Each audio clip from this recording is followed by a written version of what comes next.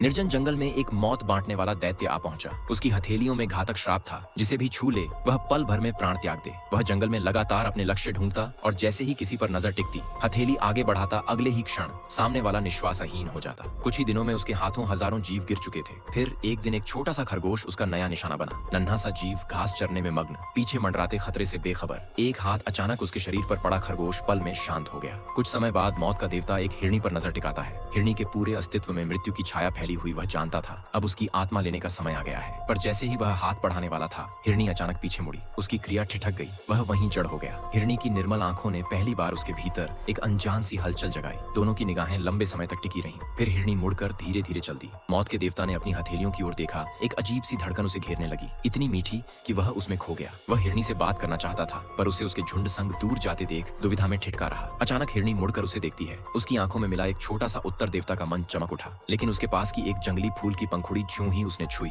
वह तत्काल मुरझा गई। वह फिर रुक गया और हिरणी को दूर जाते बस निहारता रहा। करीब आने की हिम्मत न हुई। उस दिन के बाद वह हिरणी का मौन रक्षक बन गया। एक पल भी उससे दूर नहीं होता और उसके पास आने वाले हर शिकारी को भगा देता। दोनों सुरक्षित दूरी पर साथ साथ रहे और उन शांत दिनों के बाद देवता ने हिम्मत जुटाई हिरणी के करीब जाने की। उसे पता था जब तक वह छुए नहीं, हिरणी जीवित रह सकती है। जब भी कोई खतरा आता, वह सबसे पहले पहुंचता। फिर सर्दियां आ गईं। धरती बर्फ की चादर में ढक गई। जीवन धीमा पड़ने लगा। जब बर्फ पिघली और प्रकृति फिर से जाग उठी, हिरणी समझ चुकी थी उसकी आयु बहुत पहले पूरी हो चुकी थी। मौत के देवता की शक्ति ने ही उसे अब तक जीवित रखा था। इस बार हिरणी खुद उसकी ओर चली। देवता घबराकर पीछे हट गया। बार बार उसे छूने के अंजाम के बारे में बताता रहा, पर हिरणी जरा भी नहीं डरी। वह उसकी बाहों में आकर शांतिपूर्वक आंखें मूंद गई। यह मृत्यु से परे की संगति देवता की अनंत स्मृति बन गई। ठंडे निष्ठुर मौत के देवता को एक हिरणी ने गर्माहट दी।